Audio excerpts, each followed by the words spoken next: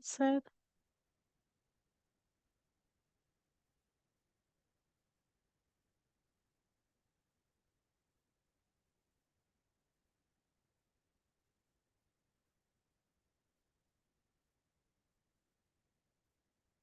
Okay, it is done now.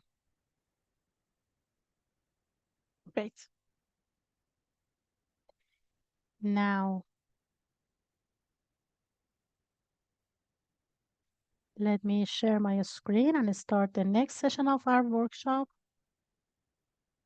Where is the entire screen part? Entire screen.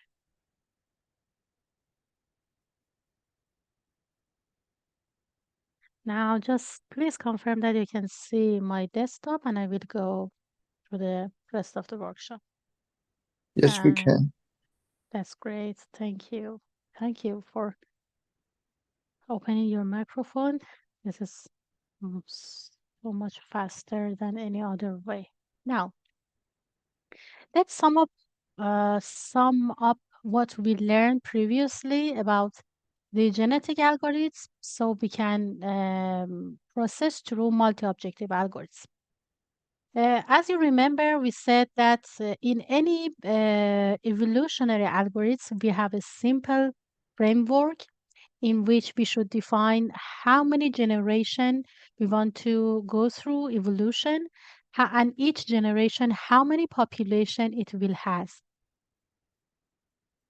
It is called initial information, and each plugin that you want to work with or each algorithm that you want to work with, it will ask you to define these initial information.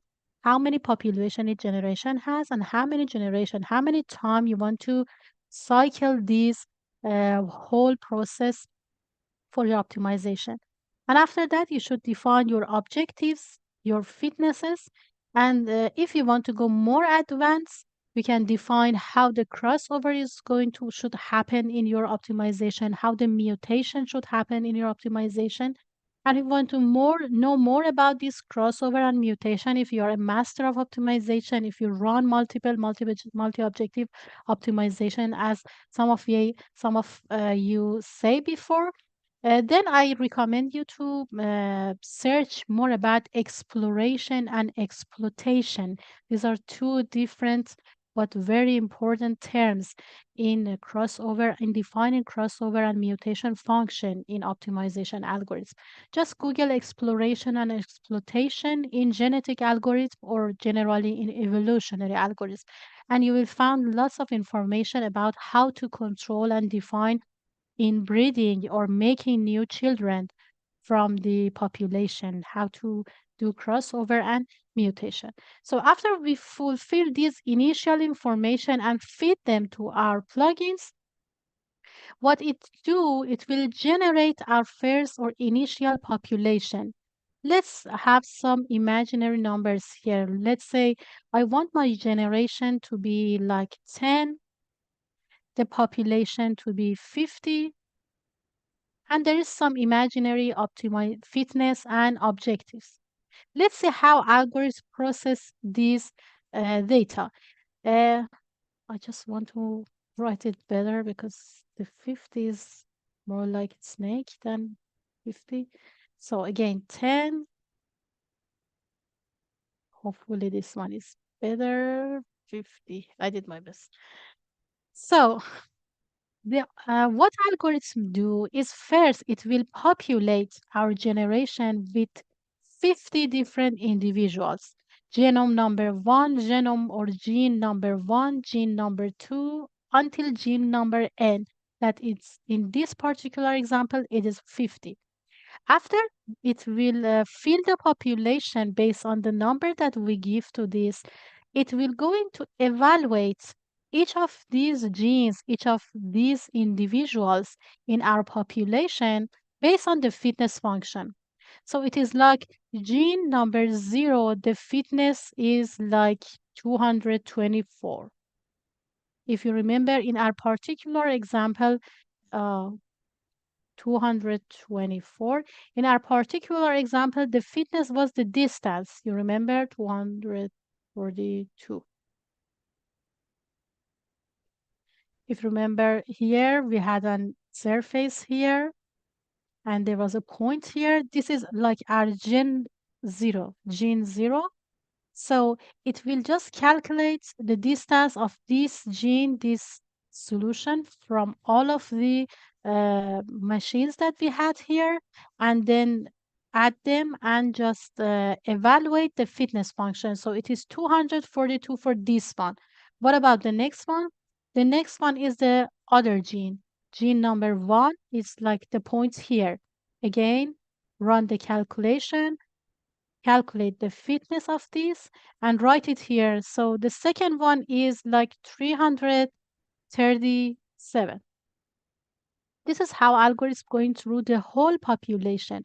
So all of the individuals will calculate it and evaluate it based on the fitness function. After that, these are the parents, if you remember. From these parents, it will generate new childrens using crossover function and mutation. And as we said before, crossover and mutations are some mathematical functions because, as you know, numbers cannot marry, cannot have child. So there are some mathematical functions that replicate, that mimic the crossover and mutation function in the nature. Now, if you remember here, we had 50 of parents. Now, after replicating, after having new children from these parents, how many children it will make, it depends on your algorithms, but imagine we have 50 here more children, like one children's, two children's from each parents, each parents. I mean, each couple have one children, so 50 children we have here. We had 50 here in population and 50 children's here. Again, for the children's, the algorithm will run the fitness function and get the result. So this is our first child here, like here. This is our first child here. Oh, the color is not good at all. This is our first child. Again, it will run the fitness function for this and will get the result and write it in here. Like the first child fitness is 128. And do the same for rest of this.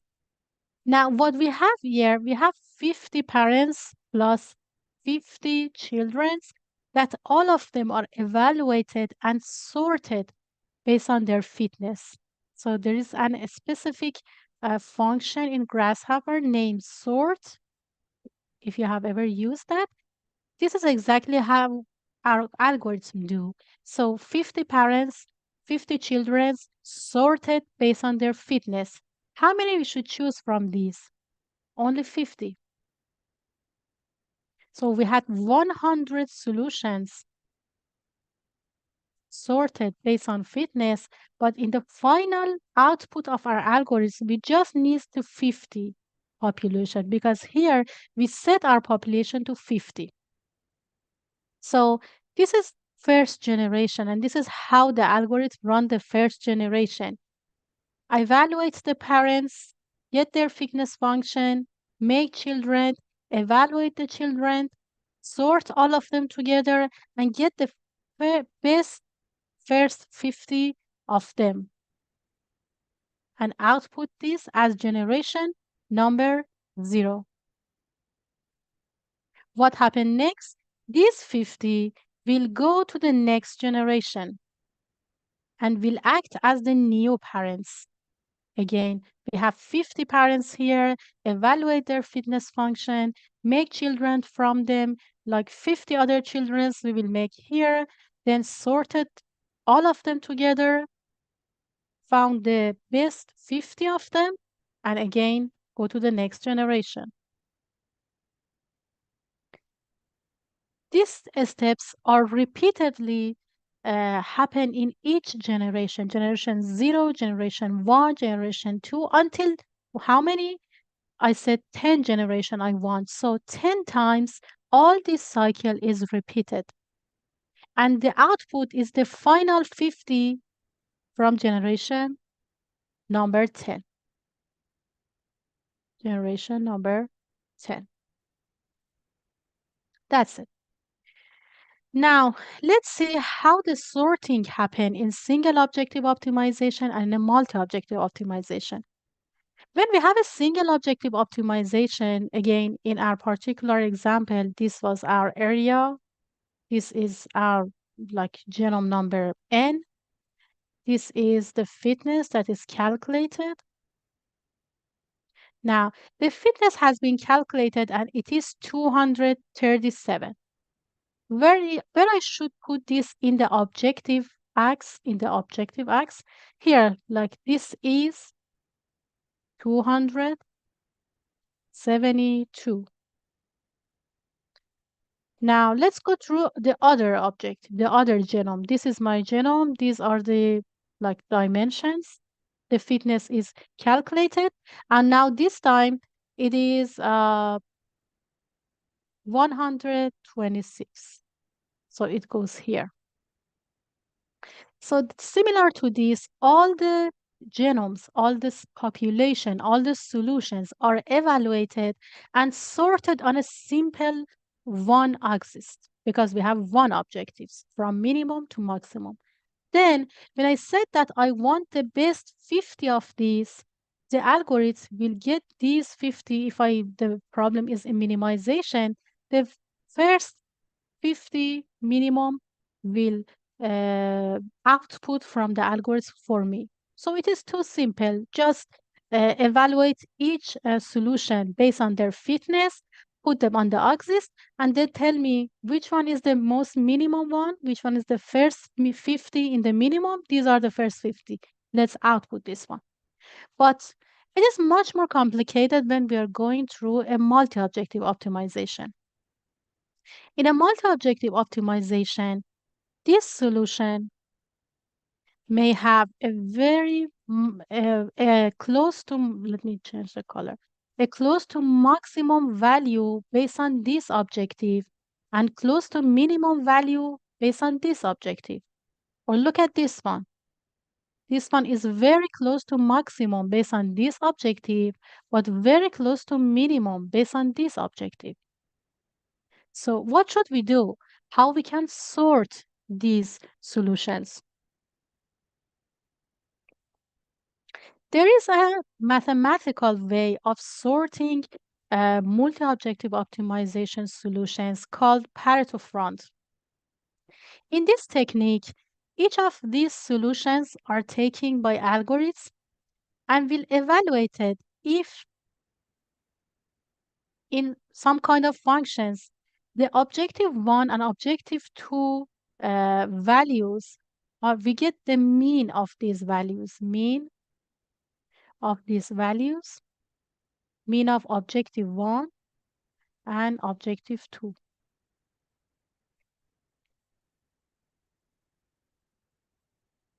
Then the algorithm is going to compare to see if there is anything better than this one in its neighbors. What neighbors it has? Look at this one, this one, this one, this one, and this one.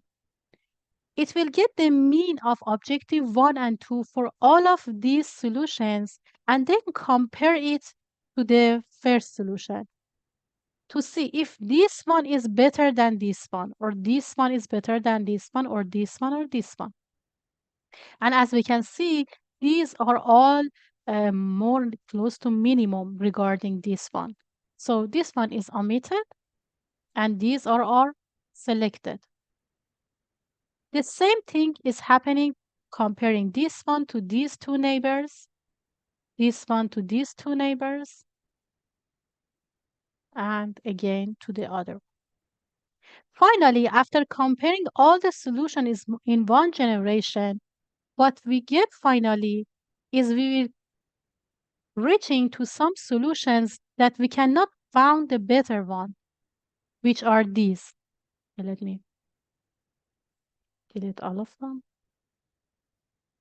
If you take a look at this solution, you see that these are the minimum solution, and there is no other solution that defeats them, no other solution in the expression that we can say dominate them. There is no other solution better than them in their neighborhood. You see? So this is the Pareto front solution. This is called, the terms is Pareto front solution. This is Pareto front plot. And these solutions are called Pareto front solution. So that is how the solutions are sorted in a multi-objective optimization. It can be one object, two objective, three objectives, four objectives, doesn't matter. Pareto front solutions are calculated based on the way that we have just explained. Now that we master the whole theory of how an optimization run, how the generation and the algorithm process happen, and how the sorting of the solutions are happening in a single objective or in a multi-objective optimization, let's go through something more architectural and get rid of these theories.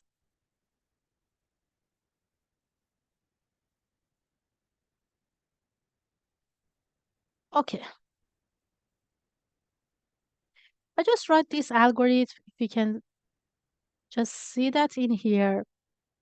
This is a start from two simple circles,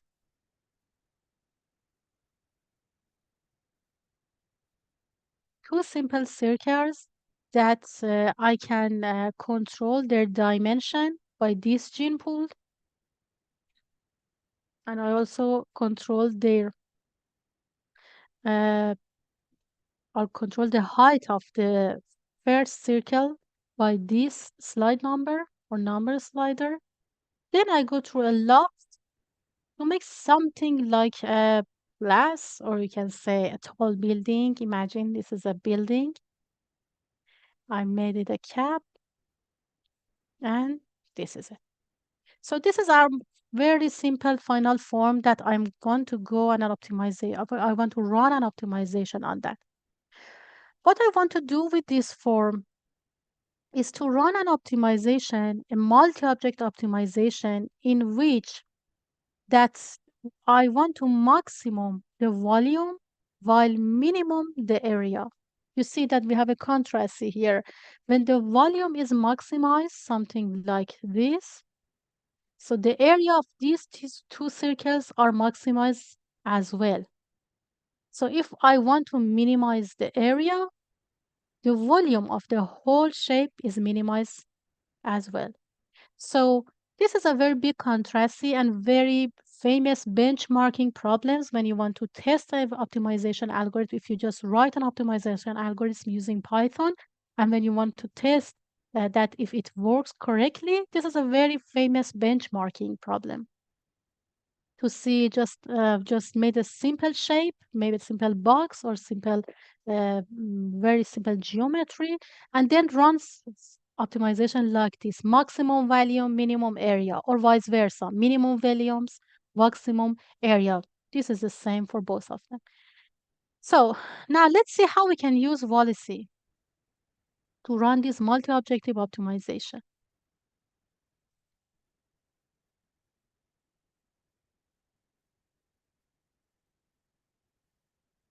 So, as you know, Policy is the very famous plugin for its multi-objective optimization, because for its multi-objective optimization algorithm, it used the NSGA number 2, NSGA version 2.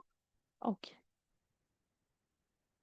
The name of the algorithm that it used is, oh, I cannot see the scribble here. NSGA version 2, which stands for non-dominant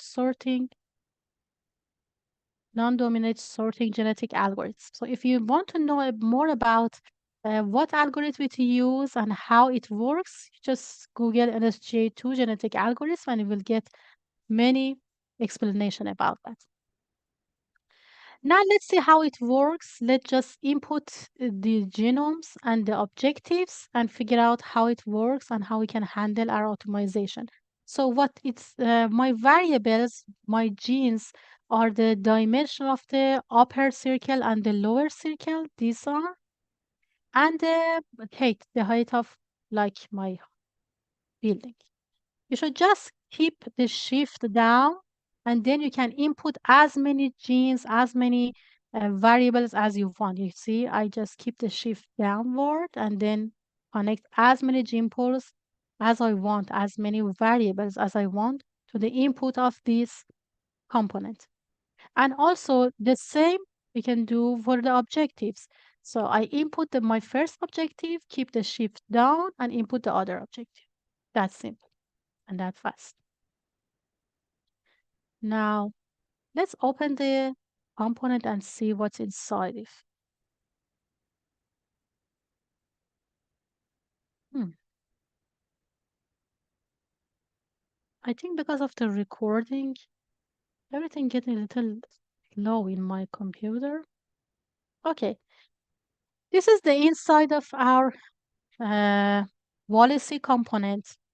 There are many, here you can see, sorry, just a minute.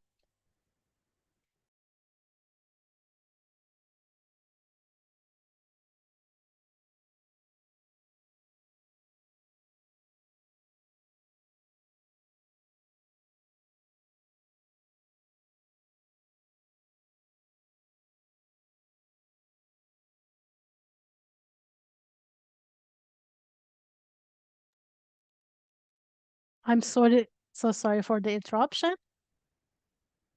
So here we can see the different variables that these component will give us. You know, the generation size is the same term as population. You remember that we said in each generation we have some giraffe, we have some solutions that we call population. Generation size is exactly the same. Generation size is the population of each generation, and generation count is the terms that refer to generation. So I want to have 20 giraffe and go to run the cycle 10 times for me. I want to have 50 giraffe in each generation, 50 solution in each generation, and run the whole cycle 50 times for me. This is how you can define the generation size and the generation count. Since this is a very simple algorithm and we don't want to go for a huge computation, I just want to have 20 population and I just want to run the cycle, run the evolutionary generation just 10 times. Now let's see the other parameters. Now you're familiar with the crossover mutation and the distribution crossover or the random seed for mutation. You're familiar with these terms, but if you want to go change these numbers, you really need to know more about them. You need to be expert in how the function of crossover probability or the crossover distribution index is working in the specific algorithm of NSG2, and then you will go come back here and can just change some of these numbers. But if you're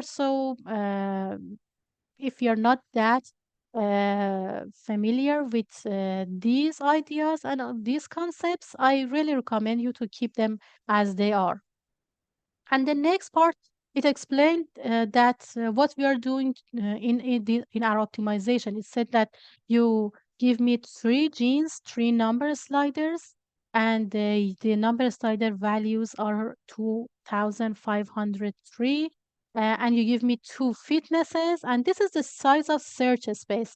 The size of search space means the whole alternatives that this algorithm can generate it. So this is 3.8 multiplied by 10 E8. You know, E8 is the multiplication of 10. So this is how much alternative we have. And this is the solution or search space that algorithms go through to find the best or the optimum choice for us. And the other one are just report, and you can just read them and go through them and to see what is what and how it will give us the output. Now let me start the simulation and see the results. There we go. Here you can see the standard deviation graph. If you don't know what is a standard deviation is the distribution of the data, the distribution of data around the mean of data. So you can see this line is almost the mean of our data in the fitness objectives number 1. And this is how it is distributed around the mean. Again, this is fitness objective number 2, which is area. This is the middle mean line, or if the middle data. And this is how the other data distributed around this. How it can help us to explain our optimization, I can write something here for you. The standard deviation graph, as we said, it will show us how the data distributed around the mean value. So this is mean, and this is the distribution data. While it looks like a bell shape, everything is okay. But if you see that like this is your mean value and the bell is so tight or so loose like this, the so tight or so loose means something is not exactly correct with your problem definition, unless you know that you don't want to have many different variables, you don't want to have many different variety, many different fitnesses in your optimization problem. Otherwise, if you see that the shape is not look like bell, the distribution is not standardized around your mean value, you should better to come and review that how you define your optimization problem. Sometimes maybe the range of the variables are too short, like the range of my variables from here is from 5 to 10. If I make it from 1 to 1 point like 0.1, the variation of my variable is very low. The result can be seen here, can be seen in a standard deviation graph. So the first thing that you are going to check in your optimization process is that if the standard deviation graph is look like a bell, and is it so tight or is it so loose? Do I need to review that? Do I have enough variables? Does my variables have good range of variation? If not, we just can get back, review, and change our variation and variables, and then again run an optimization. Here, what you can see is exactly the Pareto front uh, graph that we have seen previously in the first of our session. This is the Pareto front graph. As you can see, this is the fitness objective 1 volume, and this is fitness objective 2 area, and this is how the best solution are distributed between these two axes. We can see just the last generation, or we can see throughout the entire population. This will show you how each generation get better and better until we get to these solutions. You see here, like the generation 1, the solutions are very far from the last generation. The maximization and minimization are not going through correctly. But in the last generation, we said that it converged to the best solution close to minimization of both of our objectives. Let's go to next tab and see how amazing is Wallisey and how much information in compared to Galapagos it will show us. So just click on the draw to see different charts and plots here again. And now let's see how we can work these with these parts and charts here. Here in the selection, if I said that I want to see the last generation, how many generation did I have here? Generation count was 10. Since Wallisey work in Grasshopper, and you know the counting is Grasshopper, in Grasshopper is start from 0. So if I want to say the last generation is 9, when we have 10 generation count, from 0 to 9 is the number of our generation. So I will go the last generation is 9, and which solution I want to see, like solution number 10. Let's go for select. Here it is. We can see this is a mean value trend line, ST value trend line, fitness value in each generation, and also the standard deviation again We can see that here. Like if you can see, this is the generation number 5. Let's go to generation number 5 to show exactly how we are working here. Yeah, here. This is the solution number 10 in generation number 5. You see here in all these. And what's amazing here is that you can add this one to the memory of the Wallisey and then export the phenotype. Like you want to say in the final generation, generation number 1, the final solution is what? This is 20. So from 0, the final solution is 19. I want to see the final solution in the final generation. Let's select this. And after that, you can push the add button to save this. And after that, you can go to your file and output or export the form of this solution. The other thing that we can do here is to get the ranking. The ranking based on the fitness objective. If you remember, I told you here that how we go to found the best solutions here. You can see here that this solution, or maybe I should go to the, yeah, wow.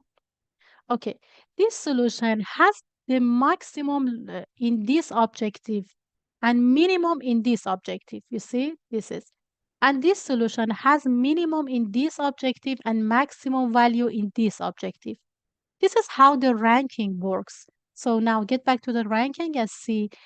It said select the fitness objective. We have two fitness objectives. One is volume and the second one is area. I choose the second one. And it said which ranking, which solution based on ranking you want to see. Remember that Wallace start ranking from 0. So if you want to see the best ranking, like here, the best one in objective number 1, and this one is the best one in objective number 2, you should choose 0. So I choose 0 here and then go for selection. Now here, look at the report. It said that the solution is in generation number 8, individuals number 1, and you see that I choose the best rank for fitness objectives number 2. It said that this is the ranking 0 between all 199 solutions we have here. And look at this. It says based on the volume objective, this is the worst one. You see, 189 between 199. The ranking is the worst. So this is what we expected because here, this is our volume. And this is the solution that we choose here. It has minimum value for the area, but maximum value for the volume. So this is how I will check any optimization that I run.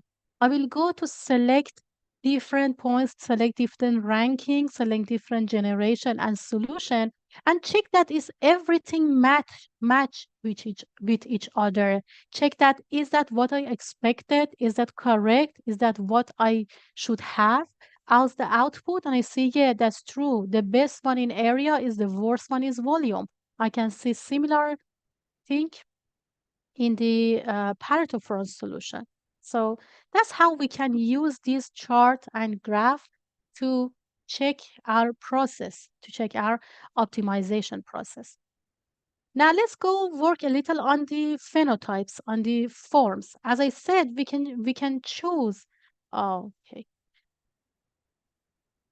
As I said, we can choose different solutions here and add them to the export list. Let's choose the best rank, the solution with a 0 rank in the fitness objective number 2 and add this.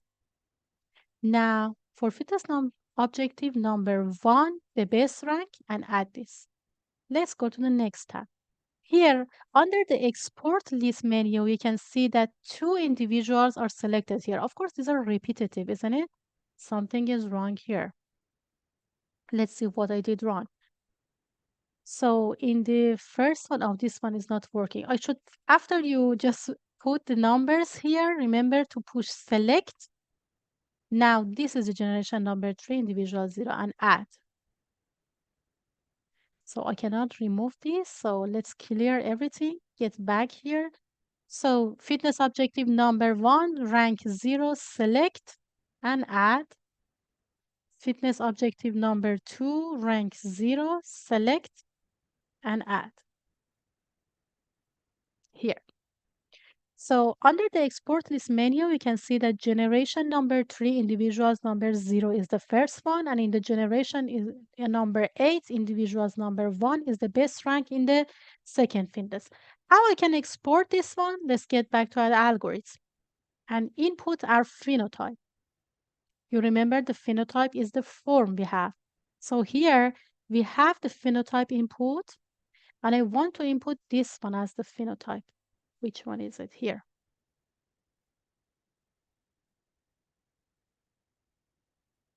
Now, if we get back here and ask to export the list,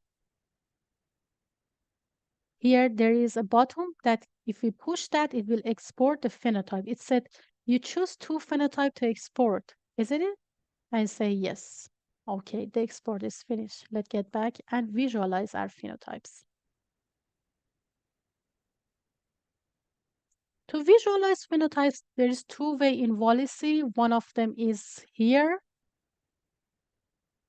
decoding the phenotypes that will show you both phenotypes in one point. Let me, those are these previews. So you see, these are 2 different objectives, 2 different phenotypes that we choose to visualize. But the better one is this one because it distributes the output to the grids. Let's input the fitness, input the phenotype, and that's it. This is much better, you see. And also, it will give you some information here. You see, it said that this one is the individual 0 in generation number 3, and the fitness value 1 is this, and the fitness value 2 is this one. And this one is the individuals number 1 in generation number 8, fitness value 1 and fitness value 2. It will give you plenty of more information, this specific component.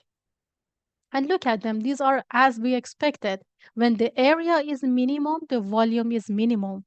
And then when the volume is maximum, the area is maximum. Exactly what we expected from our output. Now that we're mastering everything about the policy, let me ask you a question about the form. This is the question of our workshop, which we are going to find the answer to this. Let me show you something here first. Get back to policy, clear the export list. Let's draw some more here and the generation. These are the whole generation. These are the whole alternative in all of our generation. I want to select all of them, add all of them to the export list. I export all of them once to distribute them to the grid and see them all here. So export. It says that number of phenotypes you want to export is 200. Are you sure? I say, let's see what happened. Finished. Get back here, and there we go. This is the whole result that these algorithms replicate for us. Now there are some many control points here. So control the dimension. We can control the X and Y size. Let's go for 50 and 50 to make them better. Yes. And also let's increase the text size to like 5 maybe or 4. Yes. Now we can see everything much better. You see, this is the whole alternatives that the algorithm made for us. These are not just the best or worst one. This is the whole solutions. All of the solutions that algorithms go through is 225. Yes, it says that how many phenotypes we have. Yeah, 200. 200 different solutions that it generates for us. Now I want to ask a question here. You see, if you just take a look at this one, I want to oh, preview all. Look at this form. If I change the dimension of the top circle and the bottom circle like this, look at this form. And I want to save the maximum volume, internalize, and also the area, and internalize this here. And then I will set a panel to see this is the volume, yeah, this is the area, okay, volume and area.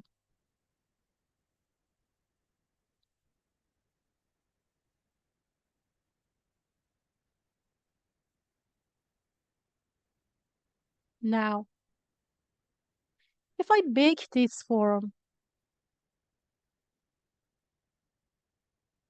and put it aside, now if I change the dimension like this, you see, the form is totally different from this one. But let's look at the volume and area. You see, they are exactly the same. This is the previous form volume and this is the new form volume. This is the previous form area and this is the new form area. Now, if we have two forms that have exact same volume and area, but very different based on their geometry, how the algorithm can choose between these two and tell me which one is optimum? Because as you can see, the algorithms only understand the numbers, only understand the volume and the area, and compare all of the forms based on the volume and area. Now, you tell me how we can control this problem here. We have two very different forms. Even if you're working with a structure, in terms of the structure, they are just from very two different planets. But they have the same volume and area.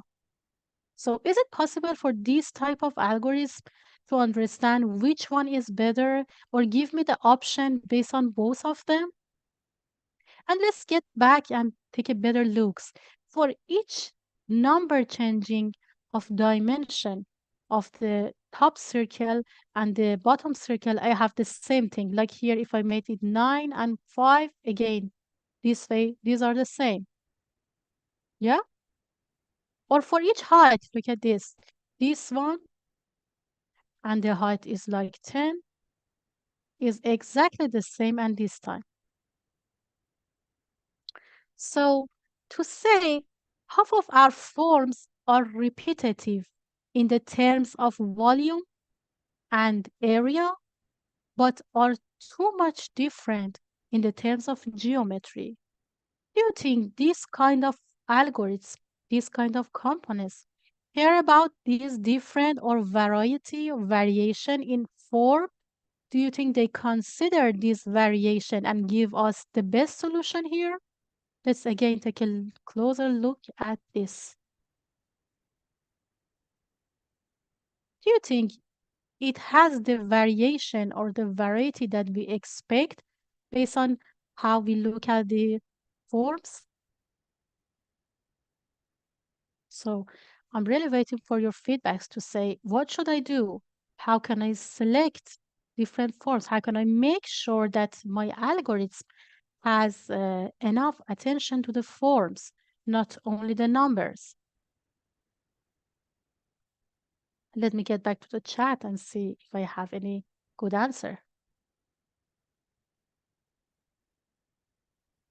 Yes, exactly. Exactly, Hamid. That's the problem.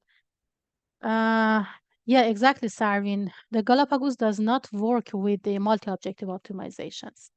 And let's go for the up and see here. Is it possible to, oh, the deadline is not. Is it possible to give the reminder for deadlines and assignments in Telegram? Sure, I will give the reminders.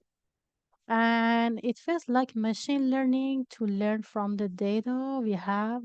Okay, let me read it in. It feels like machine learning to learn from the data we have and produce new, more suitable data. Am I correct? I couldn't exactly follow what is the question, Mara. I couldn't exactly follow because the machine learning algorithms, like what kind of machine learning algorithms do you think about when you write this. If it is like unsupervised, so it just gives some clusters or some classification, nothing more. If it is supervised algorithms, so supervised algorithms, many of supervised algorithms are using optimization algorithms to make their supervision better and better. So I don't really understand how do you compare these two things together. Okay, Sarvanos, give me an answer here. Okay, Hamid, get that. Yes, the algorithms unfortunately ignore the duplication values because it just look at the values and ignore the variation of our forms. So because it does not consider that because it consider that when we have a duplication, they are the same. So if the volume and area of this form is exactly the same as the volume and area of that form, so they are the same, but we see that it's not the same. We see that we will our variation, our form variation by just using optimization on the values. So the Savinos said we need to add limitation or some kind of control points. What kind of control points do you exactly mean, Sarvanos, if you can go more specific? And Hamid said, shall we add more variables like the angle to differentiate them? This can be a very smart thing that we should do. This is exactly the start of getting master in optimization when you're an architect or an artist. Because if you're an engineering, you don't care about the form, you don't care about exactly shape of the design. So just care about the numbers, and this is what optimization algorithm made for. They will compare the numbers and give you the best and ignore any repetition here.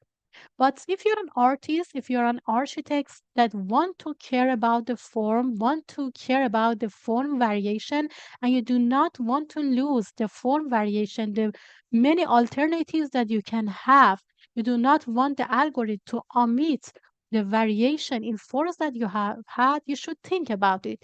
This is the first step to figure out what should I do? How should I tell the algorithms that do not omit the variation of my forms. These are maybe have same values, but they are totally different in the type of form. So what should we do? That's the start of our workshop. Yes. So let me see how we can handle this. We will go through it in the next sessions that how we are going to handle this variation and form variation. I just want to mention one more thing that I forgot, that any input to the objective in Walicy will result in minimization. So if you remember, in Galapagos, we have the option to choose that if we want to go for maximization optimization or minimization optimization. But here we don't have, you see, we don't have any control on maximizing or minimizing. Galapagos policy assume that any objective that input to it is going to minimize. So here I want to maximize the volume. I use this technique that we previously mentioned, 1 over the volume. And then I input both objectives to the component because now I should minimize this one and minimize this one. This is something that I forgot to mention. So this is the rest of our algorithms that we are going to go through. I just want to raise these two questions to ask you if you have any answer to that or if you want to think about it. Now, there is two more questions that we will go through in the next session. I want just to ask here, now that you know how to work with Walicy, you know that there are many diagrams and charts here that are going to help you to figure out more and better about your optimization process. Can you just choose a solution with maximum height, minimum area, and maximum footprint? And by footprint, I mean if we imagine that this is a building, the lower circle, the bottom circle is our footprint. I want to have the maximum footprint, the solution with maximum footprint, minimum area, and maximum height. And also, can you choose another solution between all of these solutions that given here out? The solution with maximum height, maximum volume, and minimum footprint. This time, here we talk about height and area. Here we talk about height and volume and minimum footprint, maximum footprint. Please take your time and just think about this question and also think about how we can prevent the algorithm to omit the repetitive data, which have different forms in our optimization process. And keep coming to our workshop for the next session. The next session we'll start with introducing giraffe, very beautiful and various plots and charts that we generated in our plugins, and then we'll go through more exploring in the optimization area and choosing solutions. Okay, that's it for today. Any question? I will be more happy to answer. Okay, Navi told us that the algorithm ignores similar numbers in genomes. Does it also ignore the same fitness? Yes, because if you remember in the cycle of any evolutionary algorithm, it will compare each solution based on their fitness. So if this one and this one has the same fitness, one of them should not go to the other one. Otherwise, the last generation are similar with each other. So it is not exactly omits based on the repetition in the fitness, but when it's want to go to compare these ones, one of them will be unavoidably uh, deleted or omitted. Thank you. Thank you. Do we reply tomorrow to your question? I will be appreciated if you can. Yeah, sure. Or if you want to chat in the Telegram group, that's okay for me for too. So, yes, from now to tomorrow, whenever you're ready, we'll be happy to hear from you. Okay. It says that, hi, this is Sanas, and is it okay if you compare the Wallacey with octopus? It cannot be compared. In my opinion, as an expert in optimization, which like working with optimization algorithms for more than, I don't know, 6, 7, 8 years, uh, I told you that nothing can be compared with Wallacey. Even biomorpher that we're going to introduce tomorrow, it cannot be compared with Wallacey. We do not have that much control that we have in Wallacey in any other component that I know, to extent of my knowledge, of course. And of course, and also Octopus has a little bugs in Rhino version 8. I don't know if it has been fixed, but like this is July, in the April, it was the last time I used Octopus, and I see that it is not still, that was, in that time, it was not still compatible with Rhino version 8. But maybe they developed that and it's compatible now, but no, I'm telling you, nothing is can replace or can compete with Wallace. Okay. So there's another question for the Galapagos example. You asked for another logic that could be used. Yeah, will maximize distance per minimum distance. Maximize. Yeah, exactly. Exactly. That's exactly. Thank you. Thank you for thinking about this and thank you for giving me this great and right to the point answer. That's exactly the third way that we can define them. Instead of instead of sum up x plus 1 over y or a plus 1 over b, we can just say a over b. That's exactly the right answer to that question. Thank you. So, any other question? Let me stop recording